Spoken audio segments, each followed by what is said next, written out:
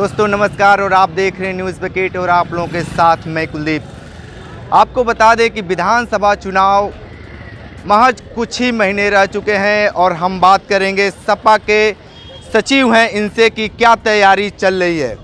ये अपना परिचय दीजिए। मैं सुजीत पांडे, हाँ। समाजवादी लोहियावानी का राष्ट्रीय सचिव और समाजवादी उत्तरी विधानसभा से आवेदक। कितनी मजबूती से आपकी पार्टी इस बार काम कर रही है 2022 को लेकर? देखिए, हमारी पार्टी ने अब आप देख ही रहे हैं, कल गाजीपुर से जो विजय रथ यात्रा था, माननीय राष्ट्रीय अध्यक्ष जी ने 4-4:30 बजे सुबह तक संघर्ष किया रोडों पे और जनता के बीच में संघर्ष किया। और रही बात हम लोगों की तैयारी की, तो हम लोग नौजवानों को रोज़गार देंगे, हम लोग किसानों को मुफ्त में सिंचाई देंगे, बिजली देंगे और हम लोग महंगाई को कम करेंगे।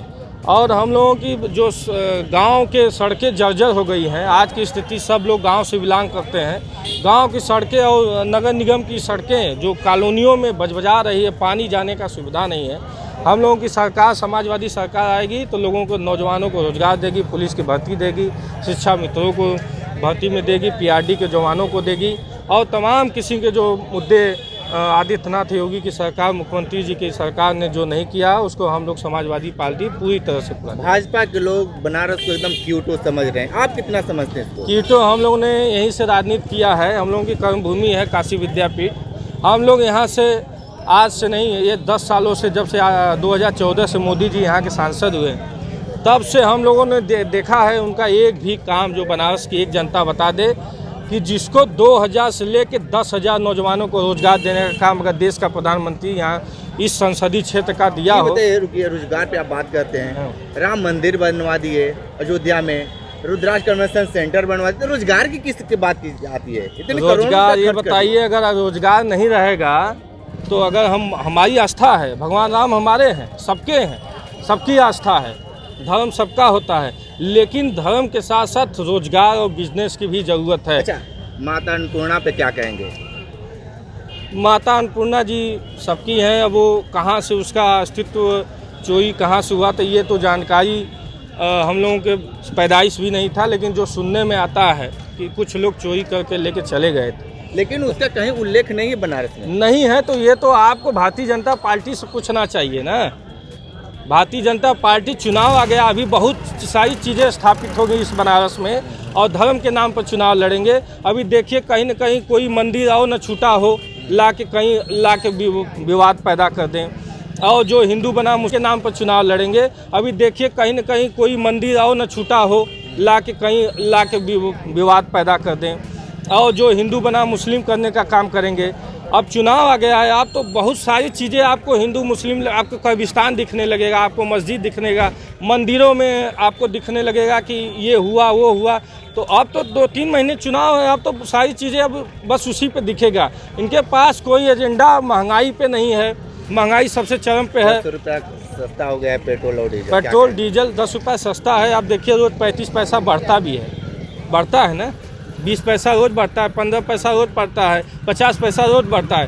10 दिन बाद, 15 दिन बाद 10 रुपया बढ़ जाएगा, फिर जनता को बहकाने के लिए फिर 10 दिन बाद 10 रुपया सस्ता कर देंगे। यही तो उनका प्रोपेगेंडा है कि आज आप जो करते हैं वो आप नहीं जान पाएंगे, कल जो करेंगे वो जान जाएंगे।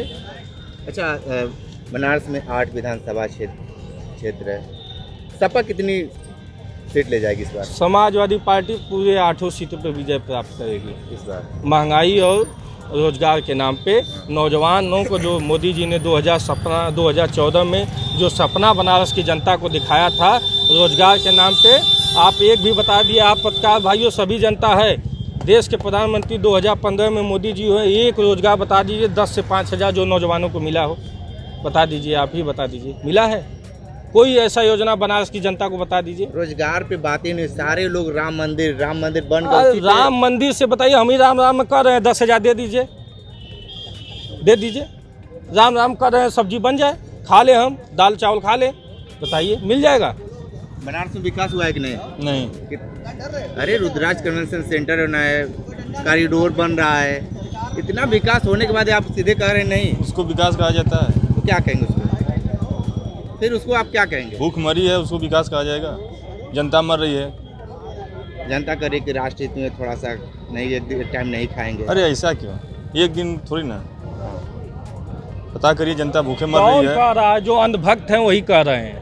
कौन कह रहा है कि जो है खाए बिना मर जाए, पेट्रोल 150 हो जाए, उसके बाद भी भारतीय जनता पार्टी को वोट देंगे? वो कहने वाले कौन हैं? अंधभक्त हैं, जिसको कुछ दिख नहीं रहा है। लोगों को खाए बिना मर रहे हैं। जनता जो अनाज दे रहे हैं, जो 55 10 किलो 15 किलो अनाज, उससे होगा? जिसके घर में लोग रोजगार छूट गया। ये कोरोना काल में जिस कंपनी में लोग 10,000 काम करते थे, उस कंपनी में 5,000 लोग काम करते हैं। जिस रेस्टोरेंट में लोग 5 लोग काम करते हैं, आज 1 लोग काम करते हैं। तो रोजगार कहाँ दिए? ख़त्म हो गया। लोग परेशान हैं, लोग महंगाई से परेशान हैं। कहाँ से खाएंगे? 80 रुपये टमाटर है, बताइए। 150-200 रुपये के लमसम दाल पहुँच गया। कड़ुआ तेल 150 के ऊपर चला गया। कड़ुआ तेल ऐसा एक तेल है सरसों कि बिना किसी के एक दिन पड़े कोई खाना नहीं खा सकता है। बताइए कहाँ चल गया? प्रधानमंत्री पूर्वांचल एक्सप्रेसवे का उद्घाटन किए, क्या कहेंगे? भाई विजन किसका था? योजना किसकी थी? आपने एक योजना बता दी जिसका शिलान्यासन कर मायावती की थी, बहन मायावती जी की थी, लेकिन शिलान्यासन किसने किया था? जमीनें किसने सुल्तानपुर तक खरीदी थी? पैसा किसने सुल्तानपुर तक लगा दिया था? समाजवादी सरकार ने लगा दी। उसके बाद इन्होंने एक योजना भारतीय जनता पार्टी की 5 साल में बता दी, जिसका उन्होंने शिलान्यासन करके उद्घाटन कर दिया हो। बता दीजिए। तो आपको नहीं लगता है कि चुनाव में बुला पाएंगे? नहीं, जनता जान चुकी है सब। जनता जान चुकी है कि अखिलेश यादव ने कल गाजीपुर से 4:30 बजे सुबह तक जो संघर्ष सड़कों पे किया हो, सारी जनता जान चुकी है। विकास को, उनके विकास को लोग जान चुके हैं। अब इनके पास 2 मुद्दा है, हिंदू और मुस्लिम, मंदिर और मस्जिद। और उनके पास एक भी मुद्दा नहीं है जो जनता के बीच में जाके कह दे कि नहीं हमको वोट दीजिए। तो ये थे समाजवादी कार्यकर्ता और ये प्रत्याशी भी हैं आप?